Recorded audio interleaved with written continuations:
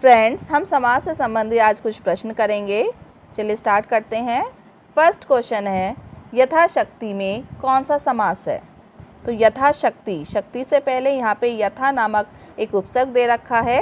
तो उपसर्ग जिसमें दे रखा होता है उसमें कौन सा समास होता है?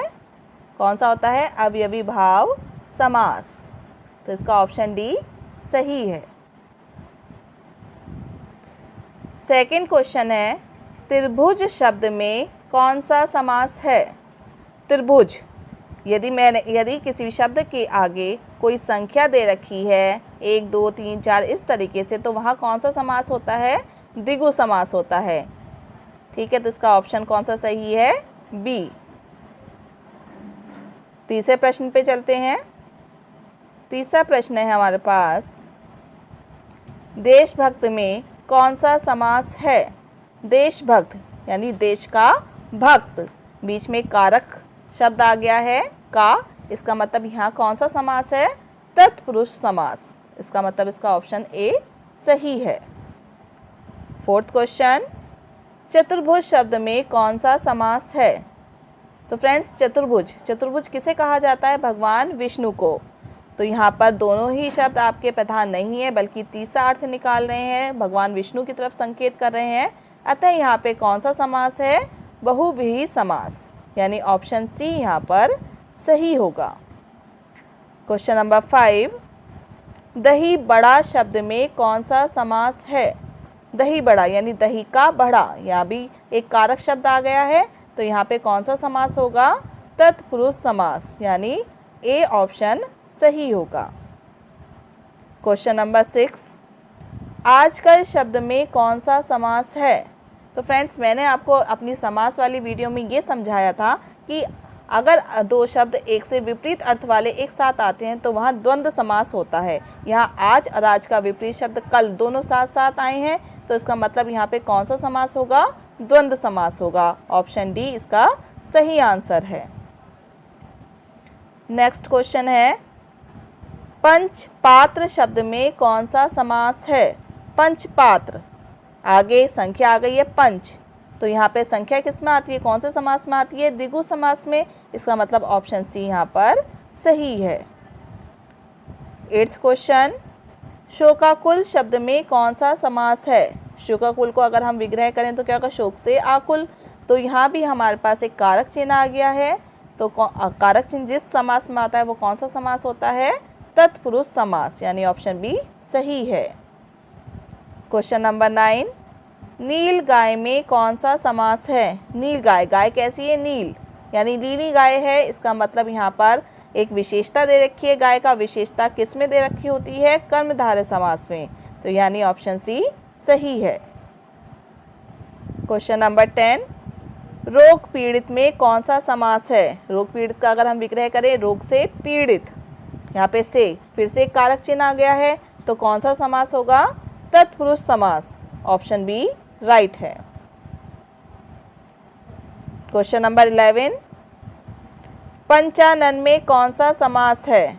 तो फ्रेंड्स, यहाँ पे क्लियर करने वाली बात है, पंचानन, पंच यानी संख्या है, लेकिन यहाँ पे द्विगु समास न होके बहुव्रीहि समास होगा। क्यों होगा? क्योंकि पंचानन किसे कहा जाता है? 5 आनन किसके हैं? 5 सिर किसके होते हैं? ब्रह्मा जी के। तो इसलिए यहाँ पर कौन सा समास होगा? बहुव्रीहि समास होगा। तो ऑप्शन बी सही है। ऐसे ही क्वेश्चन नंबर 12, रसोई घर, रसोई घर में कौन सा समास होगा? तत्पुरुष समास होगा।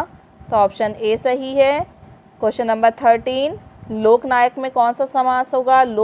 लोकों के नायक, यहाँ भी कारक चिन्ह आ गया, कौन सा समास होगा? तत्पुरुष समास होगा। क्वेश्चन नंबर 14, लौह पुरुष में कौन सा समास होगा? पुरुष कैसा है? लौह का, लोहे का, फिर से विशेषता दे रखी है, कौन सा समास हुआ? कर्मधारय समास। ऑप्शन ए सही है। अब चलते हैं क्वेश्चन नंबर 15 की तरफ। क्वेश्चन नंबर 15, क्वेश्चन नंबर 15 है हमारे पास, मुंह तोड़ में कौन सा समास है? मुंह को तोड़ना, यहाँ पे कारक चिन्ह आ गया, कौन सा समास? तत्पुरुष समास। Option A. Next 16 question, Neelkanth में कौन सा समास है? नीला है कंठ जिनका, अर्थात कौन होते हैं जिनका कंठ नीला होता है? शिव। तो कौन सा समास हुआ? बहुव्रीहि समास, ऑप्शन बी। 17 मृगनयन में कौन सा समास है? मृगनयन, नयनों की विशेषता है कि वो किसके समान है? मृग की तरह है। तो विशेषताएं किस में दिखाते हैं? कर्मधारय समास में, ऑप्शन ए। अब 18 पे आइए। कृषि प्रधान में कौन सा समास है? कृषि प्रधान, कृषि से जो कृषि में प्रधान हो, कौन सा समास हुआ? तत्पुरुष समास, ऑप्शन ए सही है इसका। दूध रोटी, दूध रोटी में कौन सा समास हुआ? द्वंद्व समास। भूदान में कौन सा समास है? तत्पुरुष समास। भूखा दान, यह तत्पुरुष समास आएगा, कारक चिन्ह आ रहा है। 21 क्वेश्चन नंबर 21 देखिए। देश सेवा में कौन सा समास है? देश सेवा, देश की सेवा, तत्पुरुष समास।